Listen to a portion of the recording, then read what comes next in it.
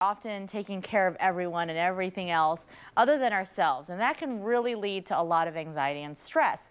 The reason we feel overwhelmed apparently is because the moment we get a large list of things to do, the mind just starts focusing on fear. We start to panic sometimes. So with us this morning is Bonnie Maley. She is a self-realization coach and author, and she's joining us once a month starting today to talk a little bit about how we can find that balance in our life. Thanks for being here this morning. Oh, I'm thrilled to be here. I'm really excited about coming regularly. And we talk about, balancing life. Easier said than done these days. Yes, it is. Usually because we don't have the tools that we need in order to do that. And talk about, what do we start with in this busy world? It's easy for many of us to find ourselves feeling just overwhelmed. Yes. How do you even deal with that feeling of overwhelm? Well, first of all, a little understanding of why we feel overwhelmed, I think, really helps. When we have a big list of things, as you were saying, Tess, it's not the list that's causing us to feel that anxiety. It's how we think about the list that causes that feeling. And so what we need to do is recognize what we're thinking when we get the list, first and foremost.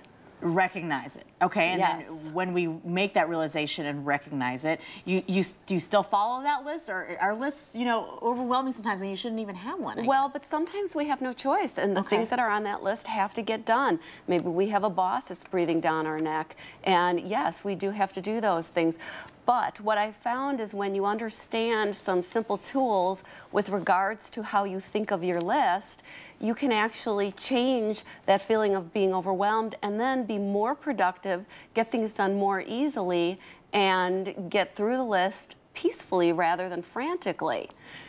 And these are some of the things you touch upon in your book. What is happiness and where can I find some? Recognizing now that what we're afraid of when it comes to that list, how do we then achieve finding that balance and working with those tools as you were mentioning? Well, and there are 4 basic concepts that I think are really important. First off, listen to your body.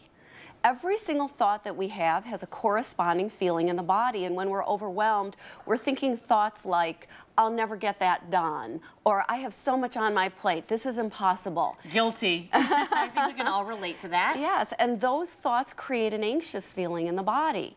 The anxious feeling is like an alarm. And the alarm is telling you to do a mental checkup. The same way some physical pains are telling us to go to the doctor and do a physical checkup. Okay. So the first thing is, if your body is feeling anxious, check in with your thoughts. What am I thinking that's causing this anxious feeling? When you realize that and get to your thoughts and feelings, can you move forward then from that point? Yes. What happens next is, once you've recognized that I'm thinking something that's causing me to feel this anxiety or feel overwhelmed, the next thing that you want to do is identify what the thought is. And again, the thoughts can be something like, I have so much on my plate, I'll never get this done.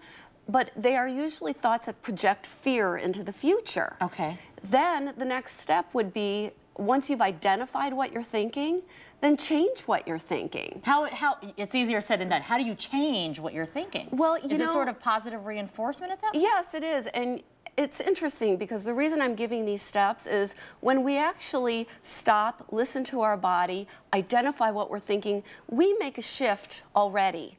Rather than being caught up in the emotion, we're now stepping back and looking at the cause of the emotion.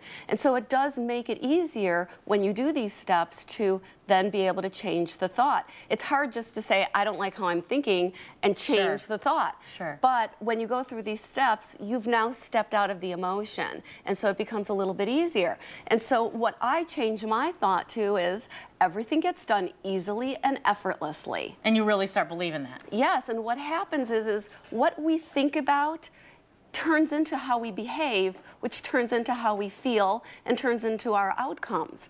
So whatever is your dominant thought about anything in your life, it turns into a behavior. So when you start changing your thought, yes, you act upon it. So if I tell myself every day that everything gets done easily and effortlessly, it starts to happen. I gotta try this, because I could certainly use some getting things done every single day.